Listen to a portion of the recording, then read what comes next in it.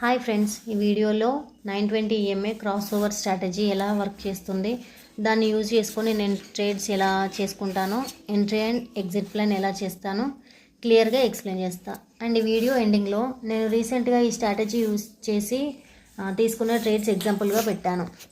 Video skip చేయకుండా ending వరకు చూడండి. ఇది చాలా simple and effective strategy. Beginners కూడా దీన్ని ఈజీగా అర్థం చేసుకోవచ్చు అండ్ ట్రేడ్ కూడా చేసుకోవచ్చు. ఇప్పుడు లేట్ చేయకుండా మ్యాటర్లోకి వెళ్ళిపోదాం. ఫస్ట్ అయితే ఈఎంఐ అండ్ 9 EMA అండ్ 20 EMAని అప్లై చేసుకోండి. సెట్టింగ్స్లోకి వెళ్ళి అప్లై చేసుకోండి. 9 EMAకి గ్రీన్ కలర్ అండ్ 20 EMAకి రెడ్ కలర్ ఉండేట్టు అప్లై చేసుకోండి. టైం ఫ్రేమ్ నేను ఎక్కువగా అయితే 1 minute or 3 minute యూజ్ చేసుకుంటా. ఫస్ట్ బయింగ్ కండిషన్స్ గురించి మాట్లాడుకుందాం.